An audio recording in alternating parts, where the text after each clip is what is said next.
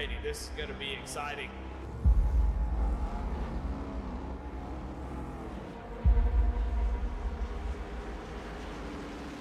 And the guy restarts up to go. Green flag is out and we're underway.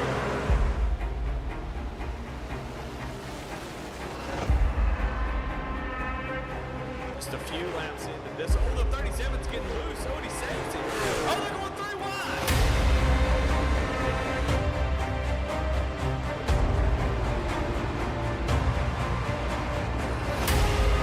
We've got a 5-way fight for the win of this race coming to 4 laps to go.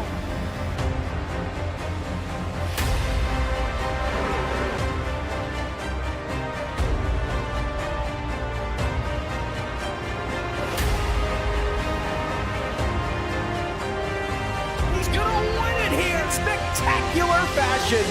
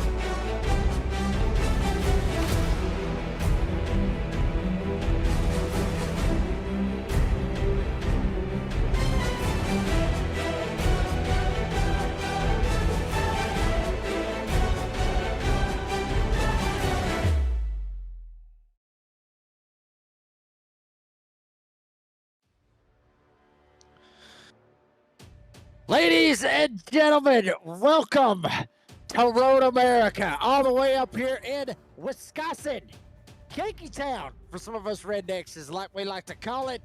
We get ready for the next round of the Lincoln Tech IndyCar Series. You'll see it all live here on V-Speed. Lincoln Tech IndyCar Series with Goat Rocket Racing. This is bound to be a good one. And maybe a little bit of history is going to happen here tonight. Hopefully the history does not repeat itself, if you know what I mean. You'll figure it out here in just a second. Good evening, folks. I'm the Redneck Announcer, Jake Reeves. My good buddy, ODC, Daniel Cunningham, up here in the booth with me. And as always, Michael McCarthy on production, with cameras provided by Dougie Beard. Daniel, buddy, last time me and you was here and we called a Lincoln Tech IndyCar race, oh my God, there was a lot of crazy stuff that happened out of this. Michael didn't get the point. He didn't know that there was history here, but it wasn't between you and me. Well, it was. Actually, it was between you, me, and the whole damn field. Yeah, thanks for the reminder about that. Let's take a look here at Road America out in Elkhart Lake, Wisconsin. Yeah, the last time that you and I called a race here was in the IndyCar Series over the summer. And I think every damn driver in the field got a broadcaster curse put on them that day. It's kind of where this running joke started between you and I of putting the broadcaster curse on everyone. But you can see there, 14-turn facility, 4.048 miles. There are a lot of opportunities around this place for both of us to just absolutely screw drivers over at any given moment when we're talking about them. So these guys going to have their hands full. Poor Michael McCarthy there, he's going to have to keep an eye out for all kinds of calamity and craziness if it's anything like it was over the summer. But hopefully we got it all out of our system back in that summer series. These guys just put on a good, clean race here for us this evening. Yeah, to be honest with you, I think, honestly, you know, we had 18 entries here tonight. I think 6 of them just dropped just because they found out me and Daniel was in here. The 6 of them just dropped. They said, to hell with it. We ain't even sure. I'm just kidding. I don't know if they really dropped or not. But this is one of those races. Obviously, NASCAR has been here with the NASCAR Cup Series, the NASCAR Xfinity Series, or O'Reilly Auto Parts Series, however you want to look at it, whatever the name of it is at this point. But, you know, I'm not 100% if the Trucks has raced here or not. Not 100%. I think they may have. But NASCAR has been here, and the IndyCars has been here as well. out of all the turns that we saw out there off of that map right there, Daniel, what's one turn that we really need to be watching out for here this evening?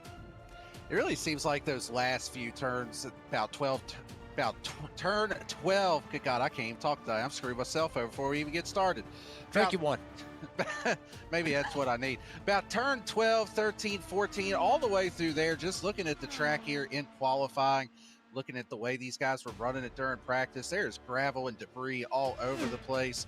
Those were kind of the calamity corners too when we were here over the summer back in that summer series. So that's definitely the one to look out for. But you know, the one thing that sticks out to me that I remember, Jake, is like we said back over the summer, you had two rednecks up here trying to call a road course open wheel race, and you just renamed half the damn corners yourself. You even had Noah Gregson Boulevard out there for that one little short stretch. I think that's what I might be looking forward to tonight. What if you got any new names for some of these turns tonight? Well, honestly, the problem is, Daniel, I can't remember what the hell I named them because I think I was half lit when I actually called that race. So there's no telling, to be honest with you, what I called it. I do remember the Noah Gregson Boulevard. I think there was a Hold My Beer turn in there, which we've had them, obviously. About every time I go to a road course, there is a Hold My Beer turn out there. If I had to say a Hold My Beer turn out there on the racetrack, you see right here where we're at, going down that back spot, and there's that immediate 90-degree turn on the back spot, not the what's it called? I think they actually call it Canada Corner. Is that the one you're talking about? It's the one that's after the carousel. You go through the carousel, and then you go straight, and then you got the kink on the right, and then you go all the way down, absolutely hauling the mail, and then you go to a 90-degree corner. It's way back there on the backside. Yeah, screw it. Canada Corner sounds right. Let's go with that. No, that's Hold My Beer Corner right there. That is Hold My Beer Corner, because you are moving down through there, trying to make sure you don't screw it up. That's the carousel I was talking about. They go around the carousel, and then they go back there, and then you get the 90-degree corner and all that good stuff. 30 laps here tonight is what it is. 40 miles per hour on the pit road speed. Probably split it right down the middle and gas it up and take off. 4 sets of tires, 2 green, white, checkered tips. They ain't gonna need them damn things. 65% fuel capacity. And our racing fix setup, obviously, on these Indy cars. Daniel, real quick, as we're getting ready for the national anthem, real quick, 65% fuel capacity, how far you think these guys can go? You know, that would have been a great thing for me to figure out before the race. I honestly don't have any idea. So we're going to figure out here together. This is the kind of quality that you're getting out of your broadcasters tonight. I think you asked me because you don't have slightest damn idea either. And I'll be honest, I never checked. So we're both going to find out together. I worked about 11 hours today. I didn't have time to look. So it is what it is. But we'll figure that out when that time comes. Let us know out there on the live chat. Holler at us as we're getting ready. Qualified still got about 2.5 minutes left. We're seeing out there. We got people out there trying to be the first one to comment on this, Daniel. I don't know if that's a good thing, bad thing. Got Senor Joseph out there first, and then Skyman apparently beat you. So both of them's going to be back and forth, I guess you could say. Skyman said 8 laps fuel-ish. 8 laps on 65% fuel? That's probably about right with how long this freaking track is, so. I don't know. I think that might be a little bit. I would say, if I was going to guess at it, I would have said around 10 laps. I mean, that would have been my guess at least, but I'm telling you, it's going to be a good one here tonight as we're getting ready for the national anthem here on V-Speed with the Lincoln Tech Indy Car Series. National anthem is in progress. Oh, say, can you see by the dawn's early light what so proudly we held at the twilight's last gleaming, whose broad stripes and bright stars through the perilous fight o'er the ramparts we watched so gallantly streaming, and the rocket's red glare, the bombs bursting in air, gave proof through the night that our flag was still there. Oh, say does that star-spangled banner yet wave o'er the land of the free and the home of the brave.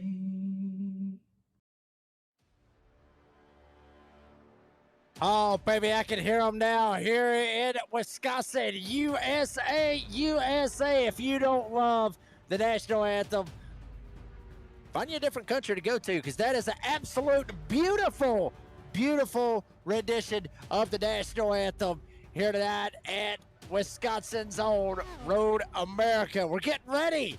Get going here tonight. See how this is going to turn out, Daniel. I got a feeling we're going to have some chaos one way or another here tonight. Only time will tell, though. Yeah, very well could be. It's a really challenging road course. I mean, all jokes aside, we talked about the broadcaster curse and everything else, but it is a really difficult road course. And if you're somebody like me that doesn't really run road courses a whole lot, hell, you forget what turn you're at half the time. I feel like I need to do what some of the NASCAR drivers do whenever I'm here and have a little track map taped up next to me or something like that to remember where I'm at. But yeah, it's going to be a good one. We saw a really good race the last time we were here. The battle for the win came right down to the final lap, final couple of turns. Had a really good battle between Jake Ham and, you know, it'd be awesome if I could remember the other person that was involved. But that was back over the summer. That's been too long ago. And I see Jake Ham is actually here tonight. So remember, he finished second in that one. Maybe tried to get a little bit of redemption here from that second place back over the summer. Yeah, I mean, the summer's been so long ago. I think it might have been Regis Clark. I'm not 100% on that. I believe it might have been Regis Clark as to who it was that was able to get it done, or get her done, I guess you could say. Looks like we're getting ready for the grid. Michael, are we ready to rock and roll? I think we got a grid up, or are we sitting here still waiting? I think some of these guys are still qualifying. With the way that the group qualifying works here, it basically gives them enough time to finish a lap if they start it before the clock hits 0. So still got 30 seconds left for these guys to go out and finish up their laps. But looks like there's only 1 or 2 cars left out on the track, and we'll have that Jam Printing and Promotion Pole Award to hand out here momentarily, Jake.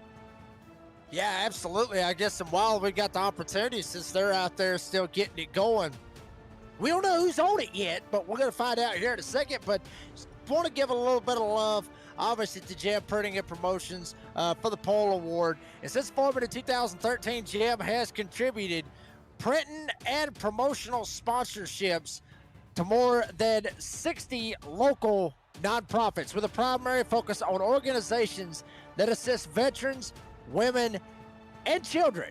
They have been with Goat Locker Racing since the very, very beginning. Local and veterans certified. When they do well, they do good in the community. So thank you very much to Jam Printing and Promotions for their title sponsorship of the Pole Award. And I can't believe it. Unbelievable. We got him a pole here tonight. The man that is absolutely waxing the field. We'll obviously give you those standings here in just a little bit as well. But the man sitting atop of the points coming into tonight, the number 1 of Rick Ray Vaughn, is your Jam Printing and Promotions Pole Award winner. So here's the starting lineup for the next round here for the Lincoln Tech IndyCar Series. Rick Ray Vaughn will start in the P1 spot. Then you got Jacob Ellis will start in P2. Christopher Gosch is going to start in P3 with Tyler Justice in P4. Mike Brown is going to be in P5 with Zachary Menace starting in P6. Jake Hab and Marcamini will start in P8. Jake Ham and them right there in row number 4, and then Clayton, and there's our good buddy, Logan Thrakild. I don't know if I butchered his name on that one. I butchered it way too many times, Daniel. But Logan Thrakild, we're going to go with that. Good buddy up here, usually the lead announcer here on the Tuesday night series. He's going to be rolled off P10. Starting just outside the top 10, we have got Jason Kristen rolling off in the 11th position. Devin Smith starting in 12th. Starting in 13th is going to be Samuel Yosef with Jamie Lipke in 14th. James Goshen and DJ Patterson making up row number 8 and 15th and 16th. Jonathan Lawless and Brennan McDonald rounding out the field here this evening. That's going to be 18 drivers taking the green flag as they roll off a pit road and start the pace lap. You know, we talked about this just a second ago, obviously, with Rick Ray Vaughn being the point leader. They got a whole lap to go through all this, all the way around this 4-mile racetrack here at Road America. So while we got the opportunity, while we're sitting there watching them do their pace laps, let's go ahead and see if we can get an updated shot of what the points look like coming into tonight and kind of see what we're looking at out of all that. Is obviously right here, getting pretty close to the season finale. Standings right now, Rayvon at a 350. Christopher Gosh sitting in P2 with 240 points. So literally, he's got 110 point, is my math right on that with Daniel? 110 point lead over Christopher Gosh. I mean, this man right here has got so many wins, absolutely so many wins. He's just waxing the field at this point. Yeah, I've been kind of following along with the point standings and with the series. You know, I haven't been able to get out there and race or anything, and man, he's just really going out there and just flexing his muscles every single week, putting on a show and getting those wins. So, been really impressive to see what he's been able to do out here, and just the speed that he has on every type of racetrack in these cars. And right there, that was another spot right there that they just came up there at the top of the hill. You already see a couple of them already hitting into the dirt. We're just under pace laps. But right there at the top of the hill, there used to be like a big old Chevy banner that kind of went all the way across the track. And I think I actually called that like a rock hill. I think that's what I called it. I think I called it like a rock hill. And everybody completely blew that corner a bunch. Here's what I was talking about right here. You got the Speedville, you got the Bruntsworks right there as well. This is the carousel I was talking about. This is a very, very hard corner to have to get through as well. And then obviously they go down this long back straightaway. They're going to hit that kink, and then eventually they're going to be in a big bad spot. There's that kink that I'm talking about. That kink right there can really screw your world up as well, especially if you don't hit that right. You could easily hit the rumble strip, hit the grass, screw up one way or another. You go straight in the tire barriers. And Daniel, me and you know very good and well, you hit them tires, they ain't moving. It's like hitting a damn concrete wall. Yeah, especially in these Indy cars, they're not very durable. You get any kind of contact like that, at the very least, you're going to be replacing a front wing, replacing something on that car. But you know, these drivers do have a couple of different tools at their disposal tonight. Going to talk a little bit about the push to pass that they'll have to be able to try to get around other drivers, talk about the different tire compounds and strategies. Rick Ray Vaughn actually on the hard tire to start this race, set down a pretty fast lap. I believe they have to start on the same compound they qualified on. So the fact he's able to qualify on pole with the harder tire is pretty impressive.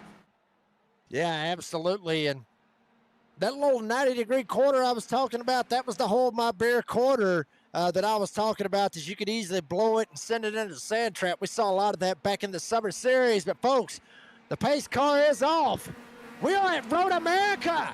America, we love America. Round 10 of the Lincoln Tech IndyCar Series with Goat Locker Racing is live on V-Speed.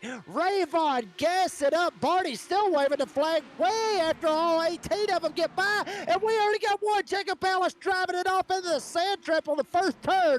Rayvon's gas it up. We got them all over the damn place, and they ain't even made it at least a quarter of a lap. We got one flipping. Yeah, that was the 12 of Brennan McDonald. He has a meatball. He is towed back to pit road.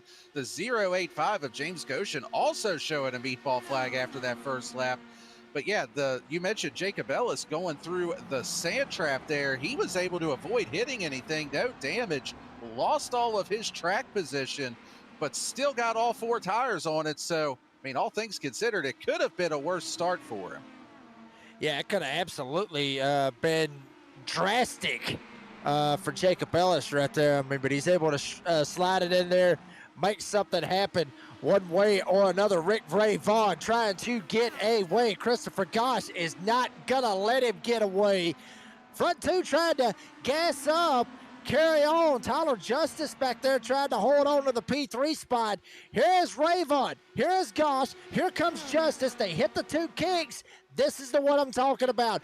Be very, very careful. Do not lock your tires up. You will drive it off into the sand trap for the most part. Front 5, they're going to get through there absolutely squeaky clean. Go through a couple of S's, hang a right-hand turn right here. I'm going to end up figuring out a name out of this last right-hander right here. It's going to have to do with the Xfinity Series. I'll just put it to you that way. But basically, there is your first lap in the books here at Road America. Oh, man, and a little bit farther back in the pack, Santa Logan Threlkeld, he got off in the gravel in that calamity turn and that hold my beer turn you were talking about there, Jake, showing a meatball flag here early on. So I didn't quite see how hard he hit the tire barriers, but hard enough that he's going to have to come down pit road and end up taking advantage of that faster pair. As you can see, while that was going on, James Gosch, he has taken the lead from Rick Vaughn, utilizing those softer tire compound and also on the push to pass down the straightaway, playing a little bit of defense. You can already see all the gravel and debris that's being pulled out onto the track. Hell, you can see it flying up in the air off the tires of the cars there. Already a lot of drivers running into trouble here early on. Absolutely. We got a lot of you out there on the live chat. Go Tyler Justice, obviously. Shasta, which is George Jules' wife out there, cheering on Tyler Justice. Obviously, you got, save 22 drivers. A couple of them would go Logan. Obviously, they're not going to be too happy about that because you might have jinxed him one way or another. I got a feeling with Logan getting caught up and getting that meatball flag, Daniel, I've got to give you the meatball, or the, not the meatball flag, damn. I got to give you the commentator curse on that one because if Logan wouldn't have decided to race, you wouldn't have been up here. And if he would have decided, you know what, to say, you know what, screw it, I'm going to broadcast, he would have wrecked. But, I guess it's his decision, but but you sub for him. I mean, so you got to catch a little bit of the beef out of it. I was going to say, how the hell is that my fault that he did that? But taking a look here, the 91 of Christopher Gosch actually has a black flag. It was issued by Race Control, did not catch what it was for. So we'll try to do a little bit of digging into that and see what exactly that was issued for. But that's going to hand the lead back to Rick Vaughn with Tyler Justice now in P2, Mike Browning in third for that final podium spot. That's a big turn of events here early on with the 91 having to serve that penalty. Yeah, absolutely. I mean, and Christopher Gosch was going to be one of these guys that could really contend with Rick Vaughn. And you get clean track in front of Rick Vaughn. We've already seen it a couple of times this season, especially on some of these road courses. When he ain't got nothing in front of him, this is when he's at his best. He's able to gas up, he's able to get away and just check out. And he's already starting to do that right now in a second and a half over Tyler Justice on lap 3 of 30. Here's Vaughn. He'll go up under the Speedville, hit the carousel, and work his way around the carousel, going around to hold my beer turn. Tyler Justice trying to give chase. Mike Browning, Mark Amini, and Clayton, that is your top 5 as they run right now. Yeah, and Mark Amini up a few spots from where he started, as is Warren Clayton. They are both up 4 spots from where they started. to give another shout out to a driver just a few spots back as well. That's the 24 of Devin Smith. I know I'm playing with fire here, Jake, but just I know I'm playing with fire. God, I hope he don't run off in this turn. But I wanted to give him a quick shout out. Oh, He was playing with fire there too, but he kept it on track. He is also up 4 spots from where he started. So those 3 drivers that we just mentioned there, the biggest movers of the race so far.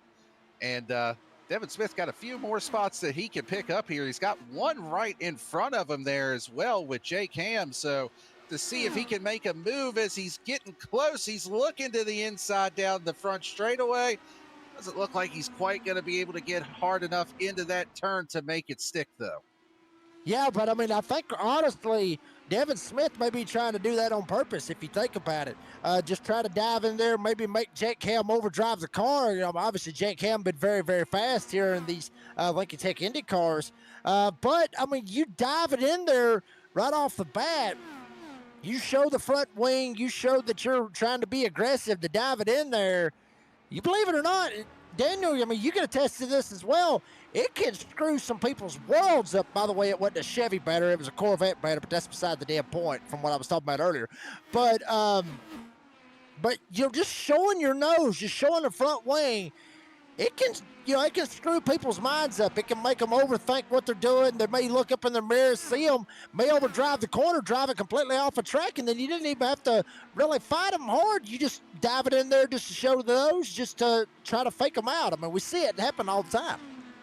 Yeah, that's a really good point. That is something that these drivers will try to do as we ride on board here with Jay Jacobellis in that 48, trying to make a recovery drive here after going off track on that first lap. And you can see there, he kind of ducks the nose out just a little bit. Sometimes you're not even necessarily trying to force the other guy into a mistake. You're just trying to get a little bit of clean air on the front of that car under braking just to keep the braking power the same. You know, we talked about it a lot back over the summer with these cars. They're very aero sensitive.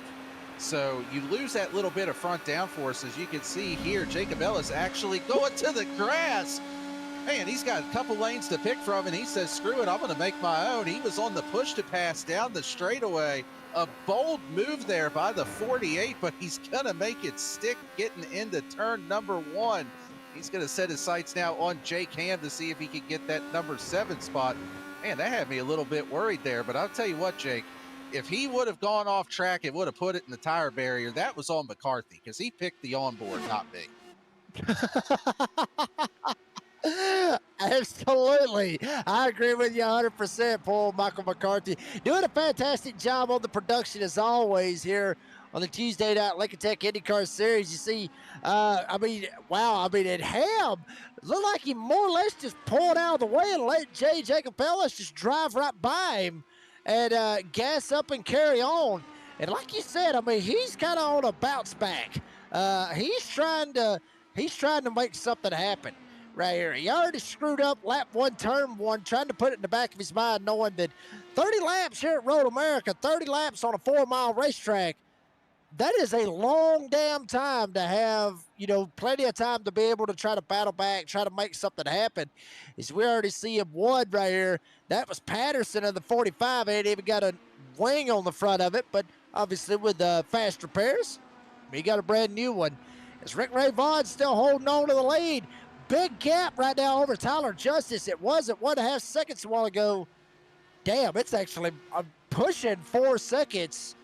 And Tyler Justice may be in a little battle of his own with Mike Browning back here. It is literally going to be the race for second at this point, unless Rick Ray Vaughn just completely blows it here tonight. Yeah, Rick Ray Vaughn, one of the fastest cars out on track right now. The only driver that's running faster lap times is actually Christopher Gosch that was penalized earlier. So got a feel for him on that aspect. That, you know, if he didn't have that penalty, he might be up there taking the fight to Ray Vaughn in that number 1 car. But as it stands right now, he's going to need a little bit of help to be able to get back up there. As you can see, a little bit of calamity, some guys getting close. Everybody keeps it clean, though. Tyler Justice able to sneak his way through, but directly in front of them, though, there was one car off the track. Didn't quite see who that was. That's the 48 of Jacob Ellis going by. A couple of guys going off track here early, and just to go back and touch on something real quick, we talked about that black flag that the 91 got on that early stage of the race. It was actually for changing lanes before the line on the initial start of the race. So just a little bit of housekeeping there. That is what the penalty was for to the driver that was previously the race leader.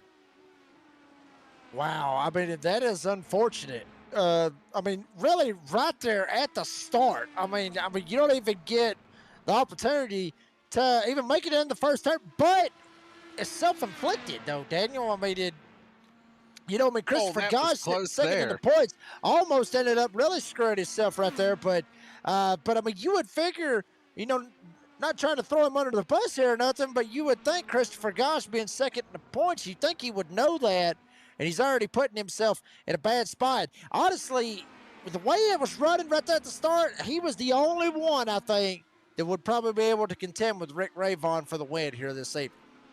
Yeah, and on the flip side of it, in defense of the 91, it kind of seems like you've got to take your opportunity to get ahead of Rick Ravon whenever the opportunity's there.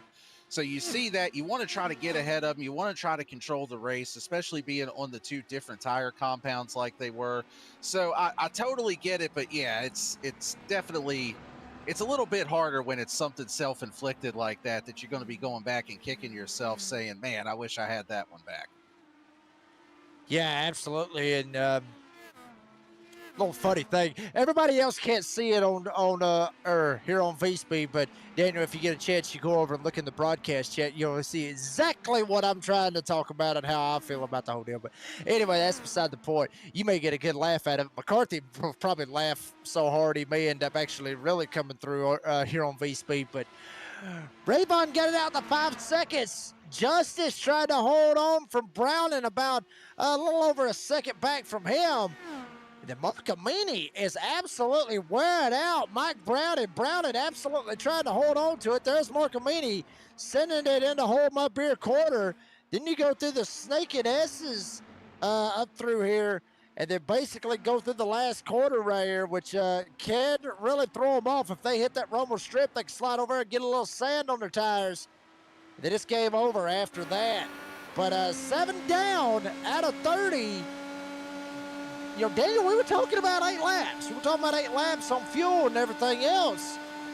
We're coming to the point right here. This is the 8-lap mark. This will be about the time we're looking for those pit stops. Yeah, we're really getting to a point where you could see pit stops at any time. And, one thing about it, if you follow along on VSpeed quite a bit, you watch a lot of our NASCAR stock car type of stuff. These cars have a lot more things that you can do compared to the NASCAR stuff to save fuel. There's a lot of different engine maps you can run. There's a lot of different things that you could just do with settings in the car. So you can see there, Marcamini with just a really impressive power move down there to get around Mike Browning, take that 3rd spot away. But I got to wonder if maybe some of these guys might be trying to run some of those different fuel maps here to see if there's a possibility to stretch it to lap number 10, where you could just come in twice instead of having to do a 3-stop where you come down for maybe like a splash and go or something to that effect. But there's just a lot more tools that you have compared to the NASCAR stuff that you and I are a little more accustomed to. Yeah, absolutely. I mean, and we'll see what happens right here as they work their way into Hold My Beer quarter all the way down here to that hard right-hander. I mean, and it's like I said, is, oh, baby, here we go. Here we go. We got wheel banging. Marcamini slides off the track. Browning slides by, almost makes contact with him as well. They're side by side going through the S's. Marcamini damn near went around. Oh, baby, that's the Hold My Beer aspect of it right there, Daniel, is that when you get in situations like that, is ironic enough, every single one of them jumping down pit road right here. Right at the lap 8 mark. There you go. Yeah, well, so much for my theory that they might be saving trying to make it to lap number 10. They're all going to say, yeah, you don't know what the hell you're talking about. Here comes pretty much the entire top portion of the field down pit road at one time. I think we've got the entire top 5 on pit road right now. Jake Ham, the first driver that is going to stay out at this point. So, yeah, that's pretty much exactly what we were told out there in the YouTube chat, about 8 to 9 laps. So Not surprised to see everybody hitting the pit lane here. As you can see, just way quicker pit stops than the stock car stuff that we're used to. We got a little side-by-side drag race off of pit road. That looked like Browning and Marcamini trying to figure out who's going to get there first as Tyler Justice on cold tires just about gets into the pit wall there. I think he was able to avoid any contact, but he's going to go off into the grass a second time here and just struggling for grip on those cold tires right now. Yeah, not only that, I mean, he's got the cold tires, but you see the grass shooting up from behind him. He's still got to get that grass off them tires because he has no grip at all with grass on the tires. That is going to play a big factor as well. You hit the sand, you get sand on all four tires, then you got no grip. You got to get all the gravel and the grass and everything else off there to be able to try to drive one of these Lincoln Tech Indy cars around here at Road America. And speaking of Lincoln Tech Indy cars, obviously the big time sponsor is Lincoln Tech. And obviously Lincoln's mission is to provide superior education and training to their students for in-demand careers in a supportive, accessible learning environment, transforming students' lives and adding value to their communities. They are one of the largest automotive technology schools in the nation with 23 campuses. Good God almighty. It's a hell of a lot of campuses. And they are obviously the title sponsor of what you're watching here tonight on a beautiful Tuesday night on V-Speed with Go Locker Racing, the Lincoln Tech IndyCar Series. As we got drivers jumping down pit road. Looks like that is Samuel Joseph, the Bucky's number 36, which I got to be honest with you. I'm going to have to get with Sam. We got to get a new sponsor. Bucky's, I know it is a very, very popular gas station, and they got good food and everything else. I got to be honest with you. They suck. Their breakfast is absolutely terrible. I am not a big fan of their biscuits and everything, Daniel. You're just saying that because Logan ain't up here in the booth right now to go back at you with that. That's the only reason why you're saying that. No, I'm not sick on their biscuits. you know damn well that Logan would be up here fighting you over that if you said that while he was in the booth. So I'm going to have to make sure that he knows that for when he's back up here next week. So y'all can have a little "We Got Beef" segment or something when y'all are back up here next week. But I don't know. I like Bucky's myself. It's always a stop that I make. Well, but hold up a minute. Why would he get mad about that? Why would we have beef? I mean, does he work there or something? He's a big Bucky's fan. We were actually at Martinsville this past weekend, and we FaceTimed him, and we caught him while he was at a Bucky's getting gas when we FaceTimed and when our group did. So, yeah, he seems like he's a big fan of Bucky's. He's got the beaver costumes and all of that. So I think that he might take a little offense to that.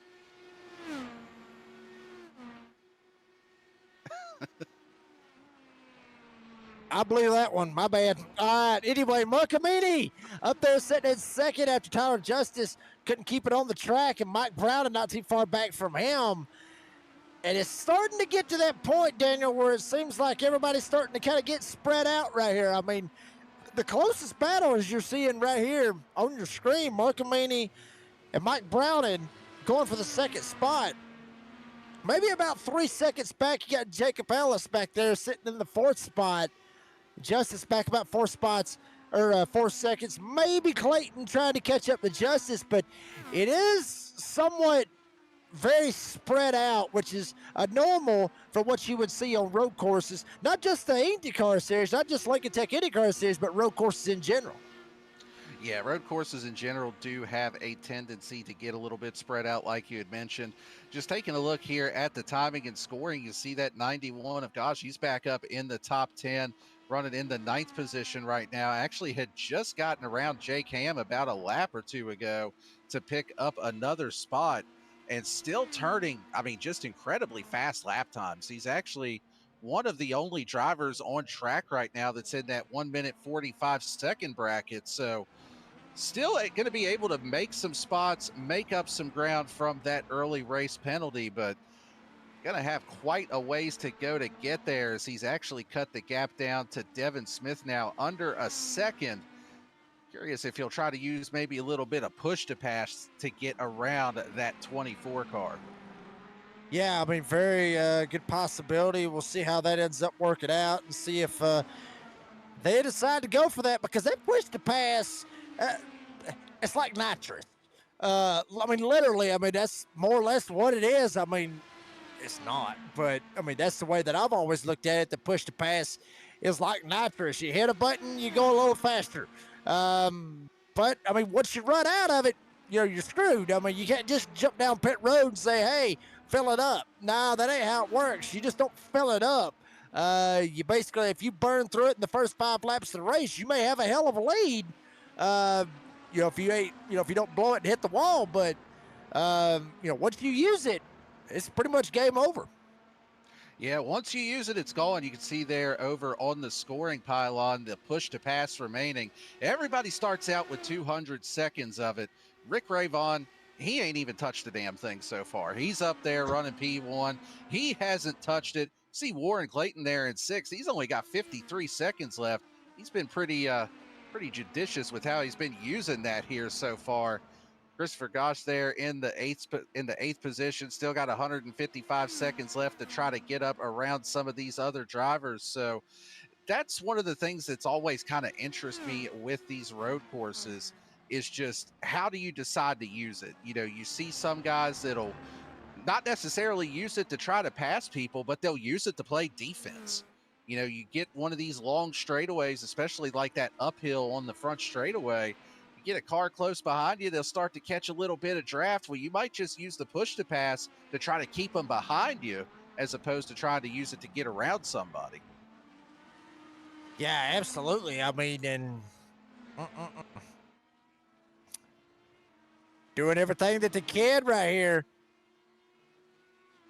as they're working their way coming through here. And, and I was looking for this. I was over here. I was trying to find it, and I've already got myself figured out on this. Right there, that corner right there that Mark Amini went through, that is Jeremy Clement's corner. That's exactly where that is what I was trying to remember a while ago. I knew it was a NASCAR driver that had spun it out in the last turn here at Road America. And matter of fact, he spun it in that corner and still won the damn race. So I mean that's something big as we got one spinning, well not spinning, but drove it right straight through the grass. The 4 of Mike Browning that is in the gravel trap.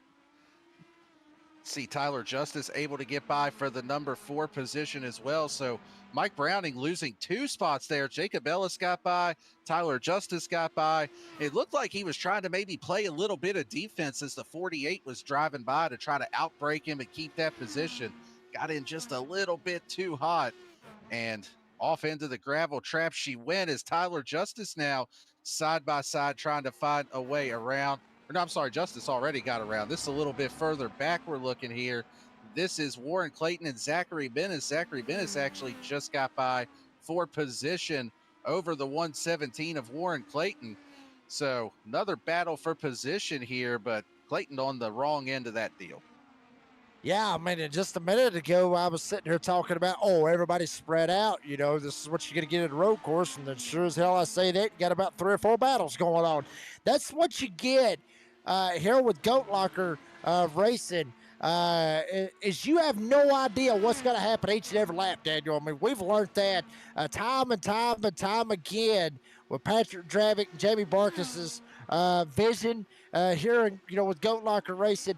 You could be sitting here one lap and sit here and go, okay, we're just going to BS just to fill time. And then all of a sudden, damn, we got 3 of them going for 3rd or something like that. I mean, you got to stay on your toes with these old boys right here because they will, whoa, baby. Oh, my gosh, Zachary Bennis, boy, he had to stay on them toes there for a second. Oh, baby, here we go. Big slide. Clayton down to the inside. This is what I was talking about, Daniel. You got to stay on your toes because they do this kind of stuff each and every night here on V-Speed. Yeah, both of those drivers carrying a ton of speed down into turn number 1. They were both on the push to pass down the front straightaway, able to keep it on the track, though, and a nice move there by Warren Clayton, able to keep it under control, braking hard into that turn, and he gets that number 6 spot back from Zachary Menace. But I can tell you one thing, this battle isn't over yet. Menace looks like he's been a little bit faster overall than Warren Clayton so far, but just a couple of mistakes, just a couple of small bobbles is all it takes in these cars. And between the tire temperatures going up and everything that you get a little bit of dirt and debris on them, it just takes a couple of turns to get your momentum back.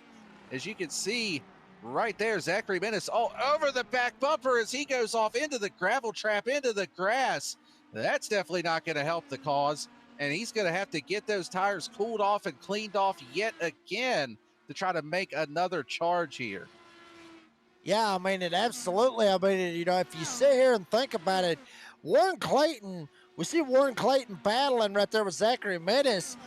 Warren Clayton, as far as points goes, is sitting in 10th place. Coming into the night, he was 1 point behind Mike Brown, and you know, a pretty good gap behind him. You know, with Regis Clark back there, so he ain't really got a whole lot that he's got to worry about with Regis Clark back there behind him.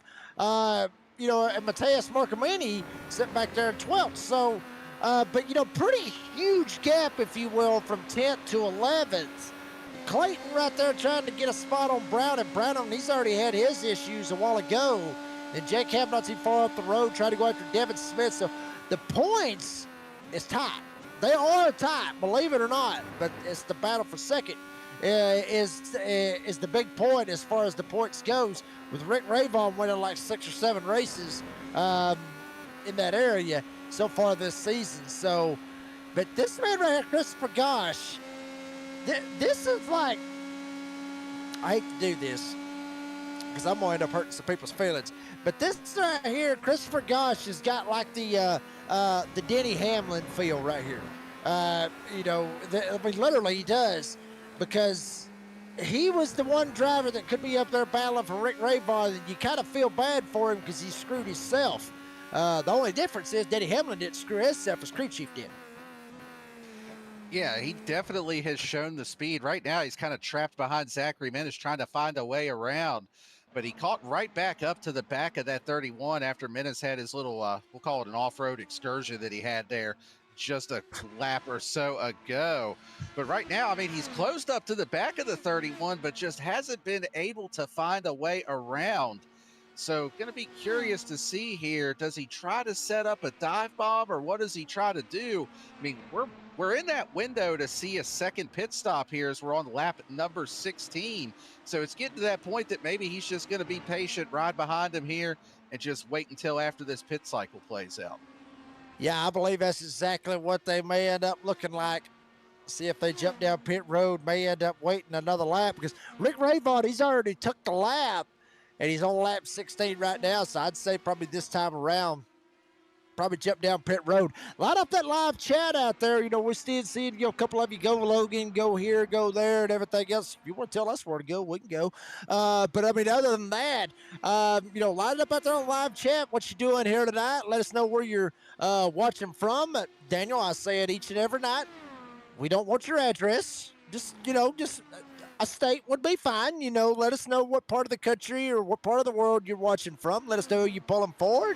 And, you know, and I tell you what, to really get it lined up or lit up out there on the live chat, Daniel, each and every one of you, let us know your favorite memory in Goat Locker racing. Light it up out there on the live chat. Let us know what your favorite memory in Goat Locker racing is, and we'll call some of them out here on the broadcast here tonight. You know, I've got one, but it might get me fired if I talk about it. But you know what? I've already thought about it. So going back to the summer series when we were on the Indy car, this was the height. Oh, hell.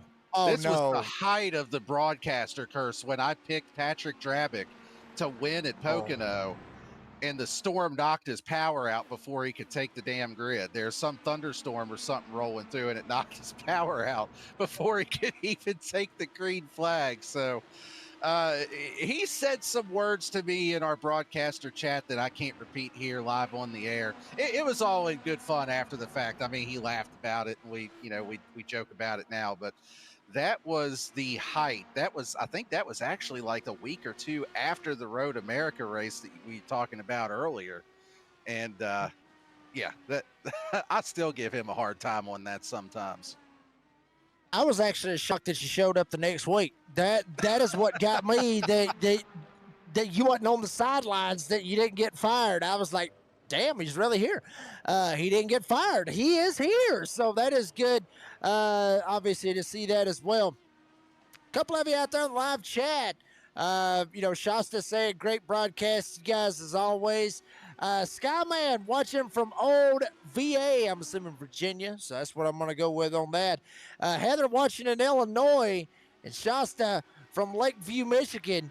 So, guess some of you out there, y'all are up there in that area. Y'all are up there around this Wisconsin area. Maybe, I don't know, maybe they're watching because of the road course kind of aspect up there, kind of local deal. But, some of them out there, obviously, I know Shasta and all of them supporting this great league right here with Goat Locker Racing, I'm sure. And, they were probably very happy with Patrick Drabick not firing you after that as well, I'm sure.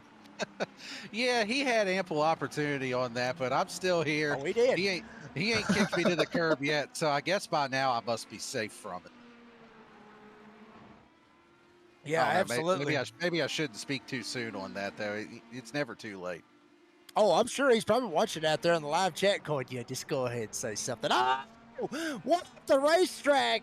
Tyler Justice. He's going to jump on down pit road now, and looks like Mike Browning may end up following him. No, sir. Actually, Mike Browning's actually going to stay out there on the racetrack. No, he's going down pit road. Anyway, one of them went off the racetrack, completely threw that off for a curveball. There goes Rick Rayvon. He slides by.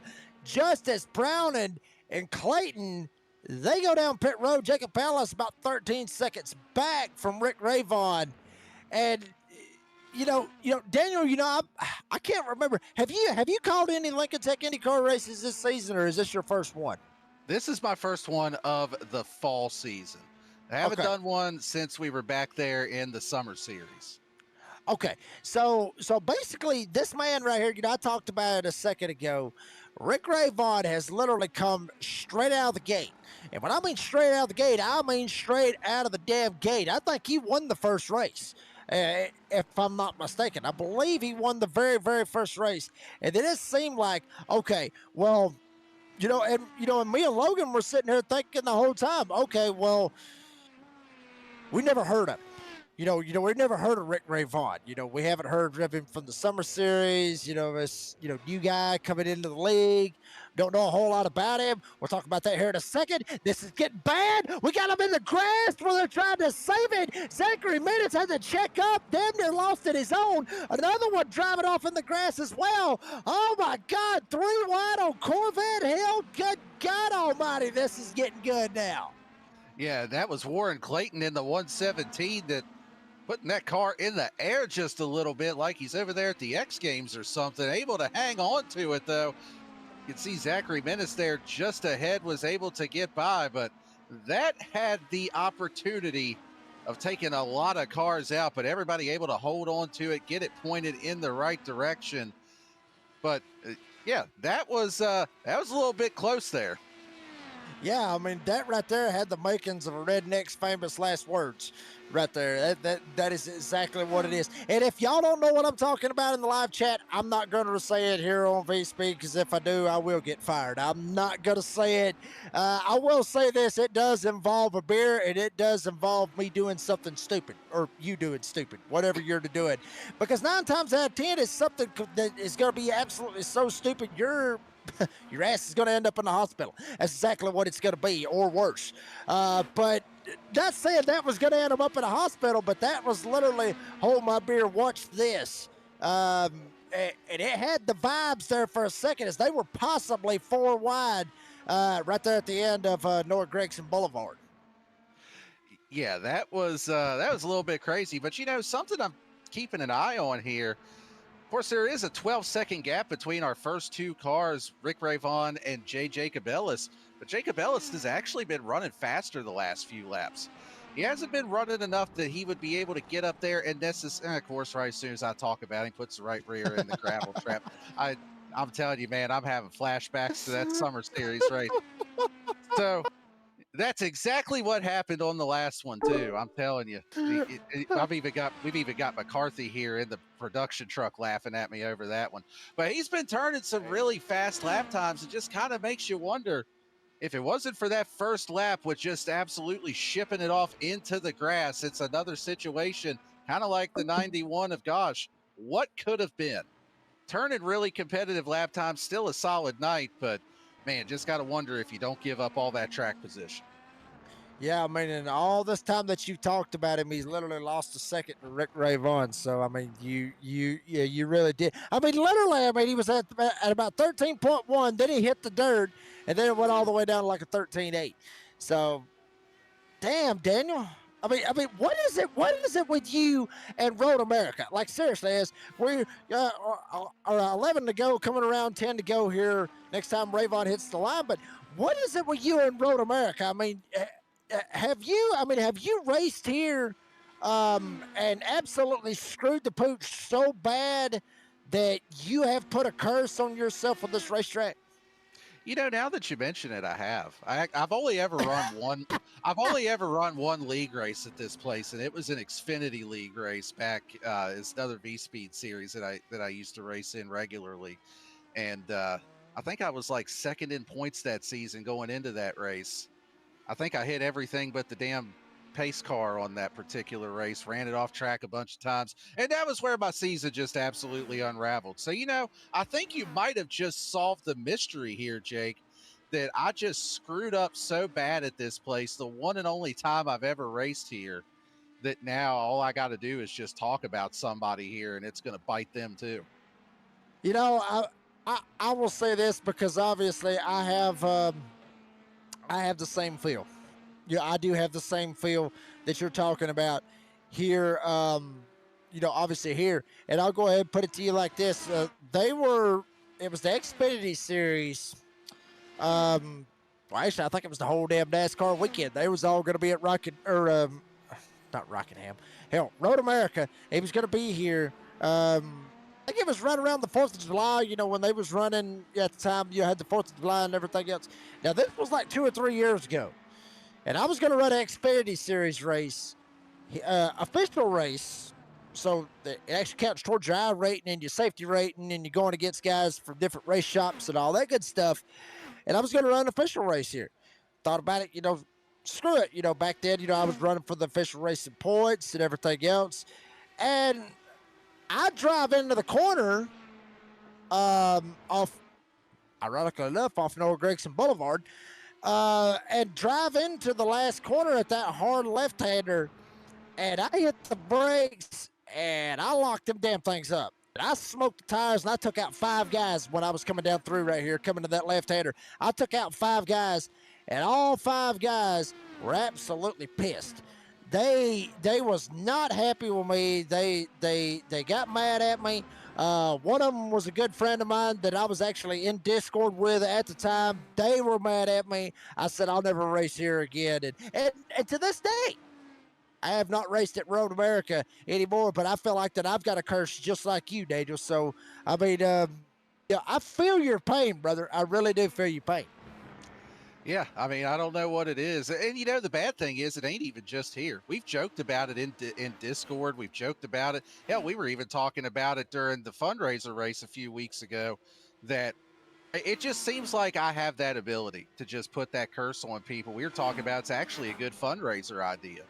You got a driver that you don't like or somebody that pissed you off in another race, shoot me $10 on Cash App, donate it to the league, and I can make them my pick the next week, and you'll see them upside down in a hot dog stand somewhere. Yeah, well, I mean, not even $10. I mean, you know, you could start it out slow. Daniel, you can't do it right off the bat and just say, you know what, screw it, we're going $10. $10 is a lot of money. You know, especially in this economy the way that it is now. But you know, $10 is a lot of money. You got to start out slow. Go at 5. Let everybody see. Let everybody see your body of work that you have right now. Let them see it to believe it, and then they'll know it 100%. Yeah, let you pick so and so and everything else. But I'm not joking, folks. He's done it. It's legit. Like I mean, we used to make picks on the Wednesday night Cruising Classics Next Gen Series. We used to make picks. We don't do it no more. Yeah, keyword we used to. Yeah. Well, I mean, it wasn't my fault. It was yours. You know, hell yeah, I'll throw you under the bus. And Lucas Lyons, poor old Double L over there, I mean, he took a shot every single time. And, you know, I think there was one of them. He picked a guy and he didn't even show up. So, Yeah, I that mean, sounds yeah, I about mean, that right. was pretty bad. Yeah. The best part with the timing of this is, we have Logan Threlkeld that was racing tonight. He actually got into the tire barrier for a second time tonight and had to park it, call it a night. So while we're sitting here talking about that, he actually sent me a message and said that I cursed him on the broadcast. So, yeah, good timing with that. But I promise, Logan, I ain't never said your name until after something happens. So who knows? I'm supposed to fill in for another race for him here in a few weeks. He might just say, you know what, forget that. He's just going to end up putting me in the fence again somewhere. Yeah, I mean, very good possibility out of that one. Which obviously, I mean, it's all in love out there, guys. I mean, that's how we roll over here at V Speed. We joke around with one another and everything else. Because, the way I look at it, Daniel, if somebody wasn't joking me, I'd figure they was mad at me. And that's happened a couple of times. Now, there has been times where they didn't joke with me, and I thought they was mad at me, and turns out they were just pissed off at somebody else. That happens too. I will say this battle for third that you're seeing on your screen, we were sitting here just BSing around and sitting here just cutting up and just la this and la that. We got a race on our hands right here, especially for the second spot. Tyler Justice, Christopher Gosh, and Mike Browning, all three of them at one time were on your screen. Matter of fact, there it was just for a split second. Justice leading Gosh and Browning. Oh, man, I'm telling you right here, I mean, one little slip and you could find yourself straight up out of the podium running. And you mentioned this a second ago with Jacob Ellis. What could have been had he not screwed up in that first turn. Look at Christopher Gosh absolutely just wearing out Tyler Justice. What could have been for Christopher Gosh had he not had a mental error on the start of the race? He could be right up there with Rayvon. Yeah, it really could. So it's definitely going to be one of those what-if scenarios for him tonight. And one thing, too, all of these drivers should still have one more pit stop to make. We're coming down, getting close to the 5 to go mark here to ride on board with the 91. But all of these drivers still going to have to pit, so it's going to be interesting to see, do they decide to stick with these tires, just take enough fuel to get to the end? I don't think that would be the play. I think you're going to want tires, but Tyler Justice is going to be the first one to come down pit road here out of this group. So have to see what Justice does if he elects to go ahead and put another set on. He did have the harder tire compound on. With it being such a short run to the end, would have to think if he does end up taking them, he's going to put those soft tires on. Yeah, very good possibility. He may end up trying that out and seeing what happens. Is Rick Rayvon still out there on the racetrack? Gosh, still out there running in second, has not made that pit stop. Warren Clayton right now sitting in P3. Justice Browning on pit road. Devin Smith, good bounce back for him up there in 6th. And Mark Amini, we were talking about him a while ago. He was up there battling it out. Looked like he may have a shot trying to get a podium. I don't know how the hell he's down there in 16th, 6 laps down. I just completely missed that by a mile. So somehow or another, I'll tell you what, Daniel, I'll take the load off of you. I'll take that one right there. I'll take that. I will take that curse. That one I don't think was on either of us. He actually did say something in our league Discord chat that he had a PC issue with it freezing. So, yeah, unfortunate that it's a hardware issue for him that takes him out of the running tonight. Because otherwise he was having a really solid run. As you can see here, the leader Rick Rayvon hits pit lane for the final time here tonight. What should hopefully be the final time for him. At least I know that's what he's hoping. It's the only time or last time he's coming down pit road. And taking a look here at those that did already come down the pit lane, it's like Tyler Justice did take tires, but he's still on that harder tire compound. So a little bit surprising to see that. Yeah, I'm kind of surprised by that myself, as Gosh looks like he's going down pit road as well. There's Tyler Justice working his way around the kink.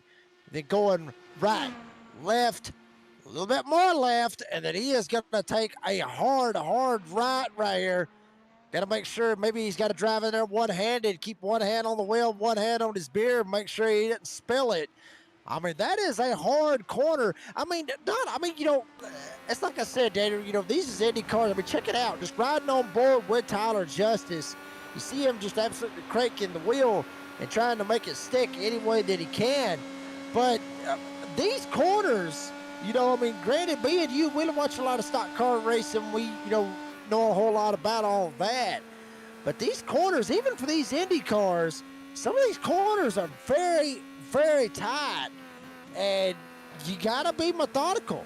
You got to be careful with what you're doing, hitting the rumble strip, hitting the grass, because these steering boxes, I've talked about it before, these steering boxes in these Lincoln Tech Indy cars are very much like the NASCAR Cup Series with the steering pinion and everything. So steering box is very, very tight. You got to be careful with these things. Yeah, you're right. Even though these cars do have a lot more grip, a lot more downforce than what you would have out of the stock cars, and you can take turns a lot quicker with them, still a lot of tight turns, especially at a place like Road America, coming up to one of those 90-degree turns here. And you just kind of see, you're still able to carry a lot of speed through it, but like you said, you just got to be methodical, be patient, make sure that you're hitting your apexes the way that you want to hit them. This is going to be pretty good view here of him too, going through that little kink that you talked about earlier, because you're flat out through there. I mean, you're not lifting at all in these Indy cars. So definitely it's such a different challenge if you're more used to the stock car stuff, or you're really, even if you're used to the GT3 stuff, they just drive so much different. You're able to do so much more with these cars. Even though I'm not a big road course driver myself, these do make it fun. I mean, it's not like with the NASCAR where you feel like you're sitting there waiting forever on the throttle and stuff like that. You can actually get out there and really wheel these. Yeah, I mean, you very much can. You talked about a second ago with the downforce in the air and everything else. I remember I drove. I've drove these Indy cars a couple times, as you saw Warren Clayton in the 117 down pit road for what will be his final stop of the night. But I drove these Indy cars. I drove them, a couple times. Drove them a couple times on the road courses. But I wanted my opportunity to drive these things at Indy. I had never drove an Indy car at Indy, and after my one attempt in an Indy car at Indy, I'll never do it again. And here's why. You talked about the air and the downforce and all that. We're not BSing about that. It is absolutely treacherous as far as how the dirty air can affect your car, going in the corner and everything else. Because I drove it into turn 3 on the first lap of trying to drive there, and I'm telling you right now, them tires did not stick, and I literally drove that some, got straight up into the turn 3 wall, knocked the whole right side off of it, and it was game over. So when he's talking about the air, folks, I mean, he's not joking about any of that. Yeah, these things are definitely aero sensitive. We talked about a little bit earlier. It's they're just such a different beast to drive, but once you start to learn the car a little bit, these things are pretty fun. It's one of those, this is one of the cars that I wish I had more time to actually go out and race. And, we've seen a lot of really good battles, especially on the oval side. I mean, I remember we did that IndyCar race at Indianapolis Motor Speedway, and it seemed like we were having 2 to 3 lead changes a lap in those things. So they definitely put on a good show, that's for sure. Yeah, and to be honest with you, I mean, these drivers have put on a show each and every week. Oh no, we got one off the track. Is that Mike Browning again? Yes, it is. Mike Browning off the track. Warren Clayton about 5 seconds back. So Browning may be able to fire off and still salvage a 4th place finish here tonight. Clayton's still about 4 seconds back, but we've already seen Browning a couple of times driving it off the track. Certainly not the first time that he's done it here this evening. Yeah, that was definitely another big moment there for Mike Browning. Nice job of not getting into the tires, able to keep the car clean from that standpoint, but he's going to have that 117 of Warren Clayton right on the rear wing if he has another moment like that come up again. But this right here, this is a pretty good battle for position inside the top 10. Got Jamie Libke, Samuel Joseph battling for this spot. Samuel Joseph has been really catching to the back of that 16. and starting to put some pressure on Lipke. Yeah, absolutely. Putting a whole lot of pressure. Samuel Joseph, obviously, with the Buckies. Hey, it is what it is. It's Bucky's. I mean, it is what it is. I'll go with it. But it's like I said, their biscuits. Last time I ate biscuits there, I got sick. I mean, I didn't like it. Maybe they didn't cook their eggs good enough. I don't know. That's beside the point. But Samuel Joseph obviously trying to make something happen. Bounce back, salvage as he battles with Jamie Lipke. Lipke goes to the top side. Almost got up into the grass and in the sand as well. And, we haven't mentioned another sponsor, any other sponsors so far. Saw a little bit of love out there for the Save 22 guys. For the Save 22 team. And obviously with Save 22, they are a 501c3 organization dedicated to preventing suicide among veterans, active duty personnel, and first responders. Their unwavering mission extends to 4 critical pillars: shield, assist, volunteer, and educate. And very, very proud to have Save 22 as a sponsor here with Goat Locker. Obviously, go to save22.vet for more information on Save 22. And the Save 22 guys, they're doing all right. I mean, they could be doing worse. Granted, Logan Thrickhill was in that, and then obviously you jinxed him. Justice sitting in a pretty good spot. Clayton sitting in fifth. So, third and fifth is where the Save 22 guys is running right now, at least. Yeah, it's definitely not a bad day at the office for those two. And we'll talk a little bit less about what happened to Santa in the 30 car. The sleigh gave out on him there at a certain point tonight. But the other two drivers that are still out there running, having a really solid go of it here this evening. That battle for ninth had started to cool down just a little bit with Jamie Lipke putting a little bit of a gap there. But we've got another battle for position here. That's Zachary Minnis and Jake Ham. As you can see, Minnis putting a rut in the grass there. And I'll be damned if I didn't say Zachary Minnis' name, and he puts the left side tires off in the grass. Yeah, do it again. See what happens. Maybe Ham will get up here and we'll really get some arrested. Oh, baby! Oh, I about screwed him right there. I was talking about him, and he almost blew the corner as well. Right there at home up here turn. Oh, baby, Jake Ham still wearing him out. And obviously, they're coming around fixing to hit the 2 to go. They are not a lap down. So they still got 2 more circuits to get around Road America. Rick Ray Vaughn has yet to take the white flag. So this battle is far from over with 2 to go. But Menace was able to gas up and got away.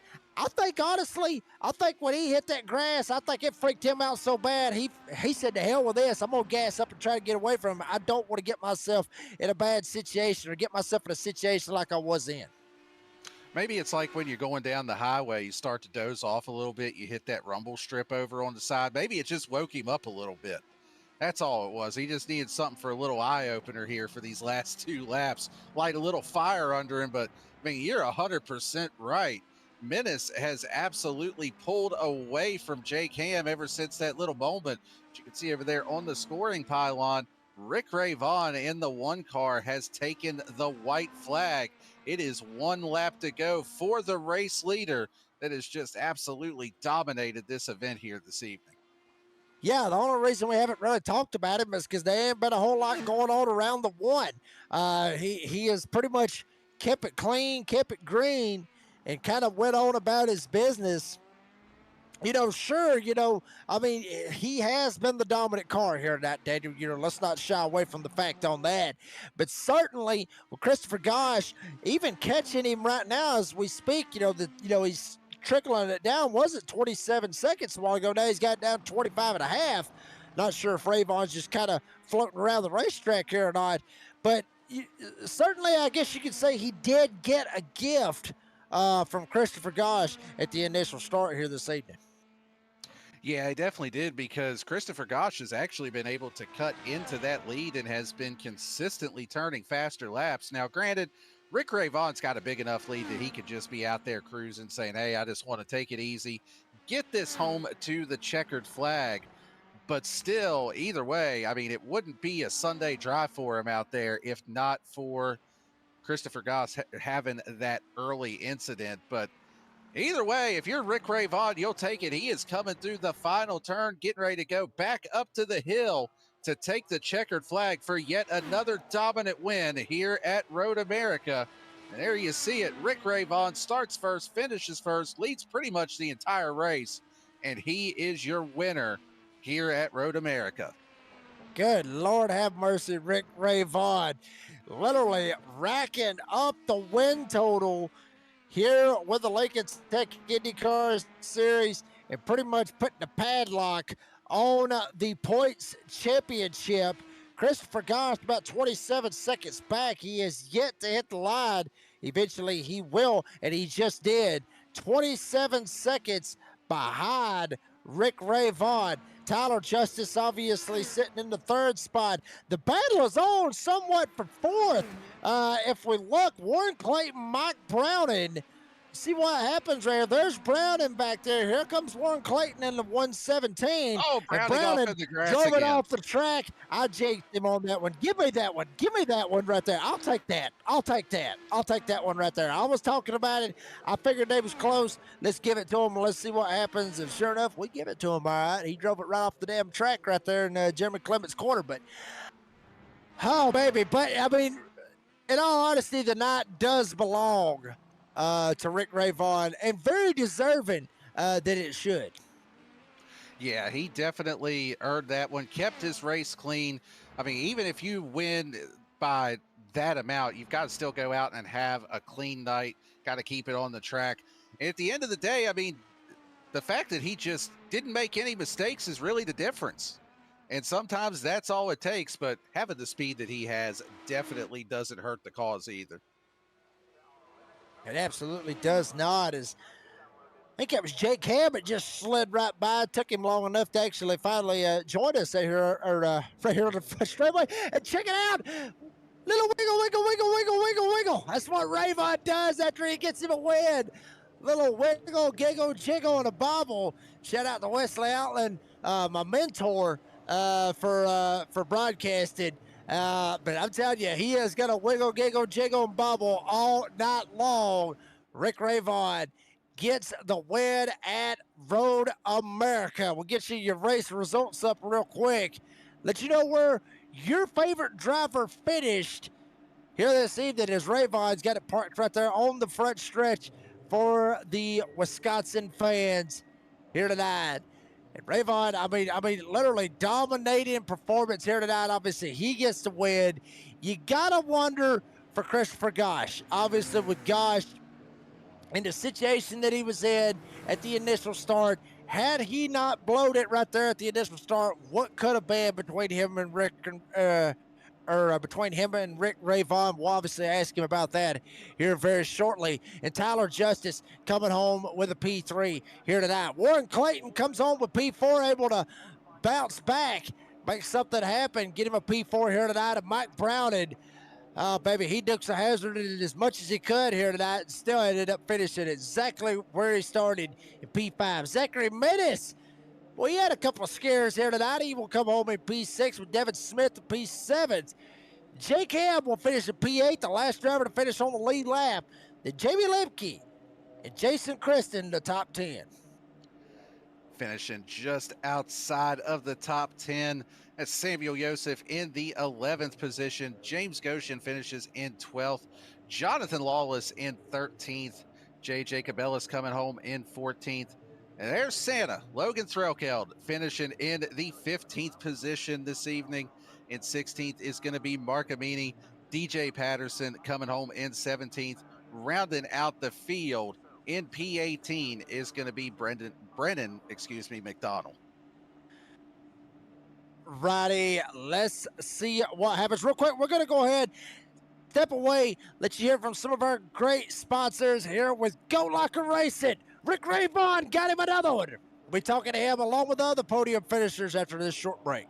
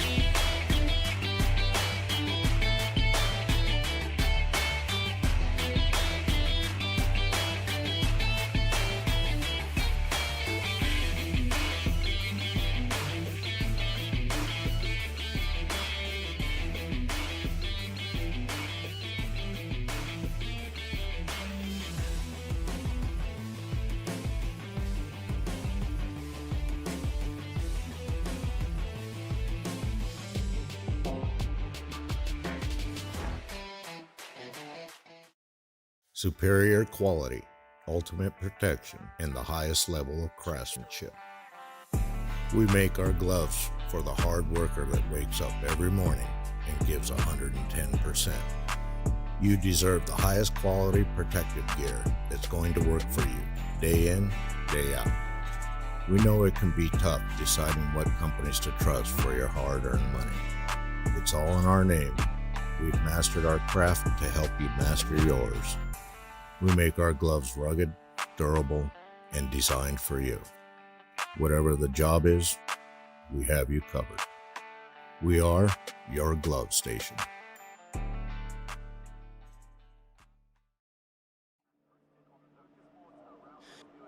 And we're back here live on V-Speed after a wild one here tonight with the Goat Locker Racing League with the Lincoln Tech IndyCar Series.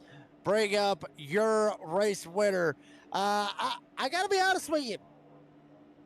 He's getting used to this. Like, literally. I mean, he's getting used to finishing up here at the front. Rick Rayvon led all 30 laps. Put a whooping on him here tonight at Road America. Rick, buddy, congratulations on the win. Tell us about it. I don't know. I don't know what to say. I mean, we got pole. We got pole on the hard tires on the blacks. I wanted to start on the blacks because I wanted to finish on the reds, and we had 3 sets of tires for the race. So the plan was just to be quick at the end, and we were able to hold on to the lead. And I guess Chris Gosh came up there. There was a little fight, and I was just going to stay in touch because the straightaways are really long. And I knew that they would be able to do the same thing to me. I was really just expecting to fight the whole way, but Gosh got penalized. That put him back. And then Tyler Justice was back there in second. And I didn't know if he was going to use his boost button, his push to pass. I was watching the gap. Once it got to about 2 seconds, I knew he was out of the draft. He would have had to have really used his boost to keep up. And so, first pit stop, we had 3 sets of tires. First pit stop, we went to the reds, and then we just stuck with the reds the rest of the way. Hey, we switched. We're good. We'll just stay with the reds the rest of the way. And I guess guys behind me were having issues, and they were falling back. And there's some new guy came up. I hear he works with Arrow McLaren. He qualified second. He was really quick. I don't know what happened behind me, but I guess he got wide in turn 1. But I mean, it was a good race, man. It was white knuckle all the way. Well, really Daniel? solid run for you here this evening. And, you were pretty much the only driver that we saw that didn't have some kind of off-track adventure. Just talk about how difficult this place is to get around and how you were able to just keep it clean all night. Well, it is. You're right, Dan, because some of these corners you can get loose, and some of these corners you're gonna push.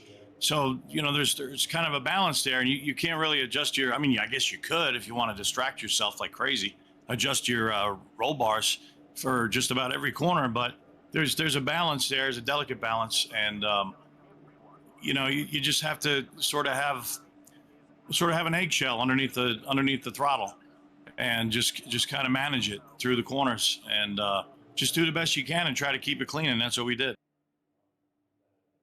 Rick Rayvon comes home with the win here tonight. Honestly, Rick, I've lost count how many times you've won here this season. A breakout season, if you will. 7.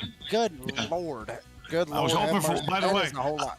By the way, Jake, I was hoping for one last week. We were on rails. The Gould Charge was hooked up, man. And I didn't know the rule. You can't step out of line. And there was a lap car in front of me, and I wanted to, gain a little advantage on him. And so I stepped out. And so I got penalized, and it was a drive-through penalty. This was last week at Milwaukee, and I was hoping for another yellow, so maybe we could do something, but it went green the rest of the way. So that was kind of a bit of a bitter defeat, but I did it to myself. But I learned, and I'll remember that, not to step out of line on the starts. I guess Gosh stepped out of line, and he got bit by that tonight. So that's racing. You got to learn. Absolutely. Rick Rayvon comes home with the win here tonight. His 7th win, as he likes to point out. And be honest with you, you win 7 races in a season, you got every right to point each and every one of them out. Buddy, congratulations on the win. Appreciate your time. And as always, thank your sponsors and these shout-outs. Thank you, Jake Reeves. I'd like to thank the title sponsor for this great series, Lincoln Tech. I want to thank Save 22 and the Indiana Department of Veteran Affairs. I want to thank them. Thank you so much for jumping on board with this great league. I want to thank everybody here in Goat Locker Racing, all the drivers. I want to thank them for putting on the league. And of course, Daniel Cunningham, Jake Reeves, and you've got Michael Always Right. Doing a great job as always up there with the V-Speed. He's not? He's not always right. That's what I meant. Well, he's got a great reputation, though, doesn't he? Oh, yeah. There he is. So, Michael, let me ask you, what makes you always right?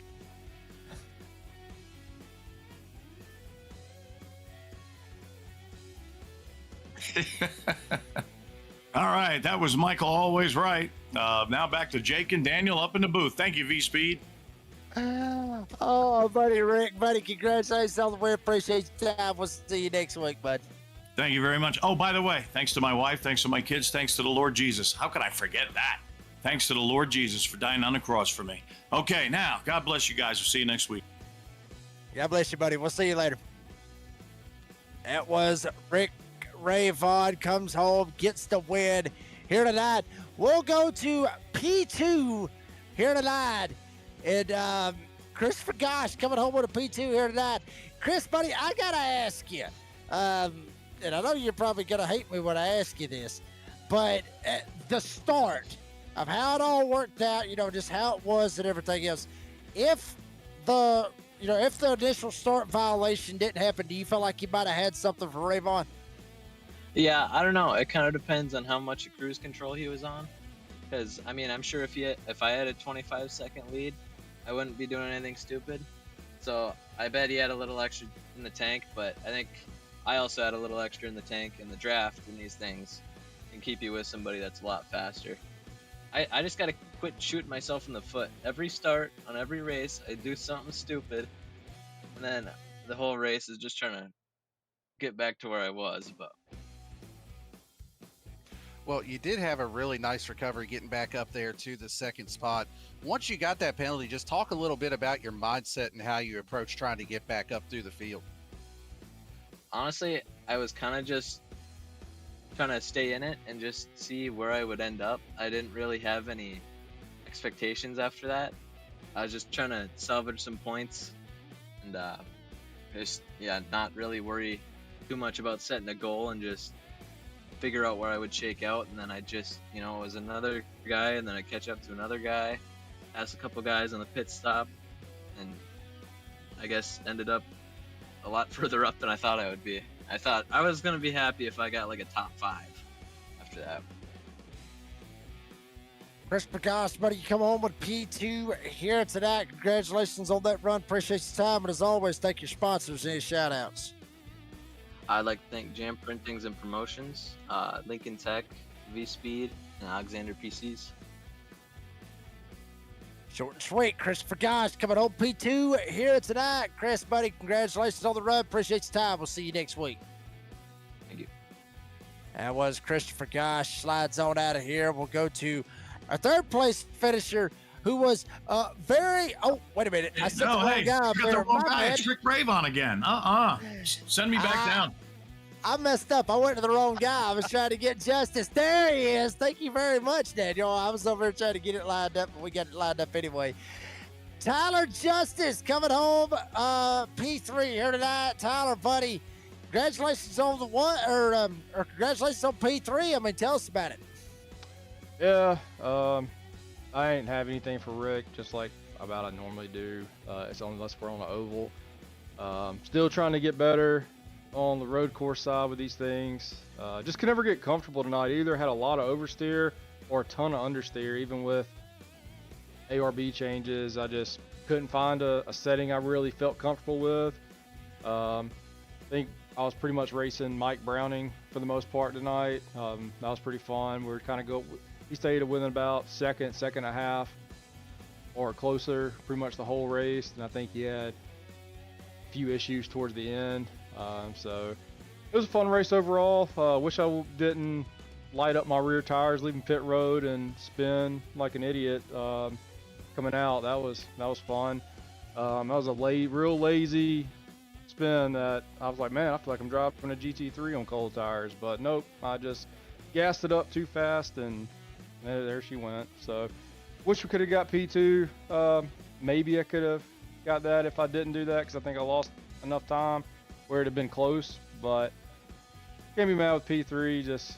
And feel like I'm just keep getting podiums, but no wins. Feel like I'm Matt Kenseth along. Well, really solid run though, getting to third place. And I'm gonna be completely honest with you. You stole my damn question. I was gonna ask you what happened when you had that spin coming out of the pits, but you already answered that. I don't have another question lined up, dude. Jake, do you got another question for him? I'm gonna take that as a no. I'm gonna take that as a no. I ain't got nothing. I ain't got nothing, buddy. Well, I mean, hey, Tyler does that right there, baby. He knows how to do it. He is the best one to interview because he knocks it all out, literally in one answer. I mean, he knocks it all out. But Tyler, you only got one question, but hell, you made it easy on us. Congratulations on P3. Appreciate the time as always. Thank you, sponsor, to shout outs. Yeah, try to be efficient for y'all, but yeah, I want to thank, first and foremost, Goat Locker Racing, Pat, Jamie, Regis. Once again, I'm always going to beat the drum for the IndyCar Series. Hope it comes back for the spring. Looks like it's still pretty healthy throughout. Hopefully we can get some new guys in here, too, to try it out. It is an intimidating car because there's a lot of stuff to learn, a lot of thinking, but I hope we get some more guys to come in here and just, the more the merrier. It's a blast, especially at the ovals. Shout out to Lincoln Tech for sponsoring the series, as well as the fall series. Once again, beating the drum for that. Love that they were able to hop on and keep this going from the summer to the fall. Hopefully they'll be able to do it in the spring. iRacing, can't do it without them. MK Fire Design, really want to thank them as well for getting the GT3 League sponsored on Saturdays and broadcasted. If anybody haven't watched that, it's been a lot of good racing there. And Sim Motion, I personally used them before. I had ordered on Sunday night. They were already shipped out Monday morning, and they were West Coast, and I'm over in Georgia. So they were actually pretty fast. Got it within like a couple days. Didn't have to pay anything extra, so that was good. Wanted to shout out my guys over at the team Save 22. P3 for me, P4 for teammate Warren Clayton. Love to see him getting up the leaderboard. And Devin Smith, I believe, came on P7, so we had a pretty good night, all top 10. My guys over at Majors Garage and Esports, Rusty Rafferty and Rogue Energy, use code RER for 10% off. Logan Sturgeon and Big Fish Barbecue, as well as Lucas Lines and Lines 3D Designs. Just got them. I haven't got them on the car yet. Got the designs. Trying to get them onto the car. Hopefully, I should have them all on this week.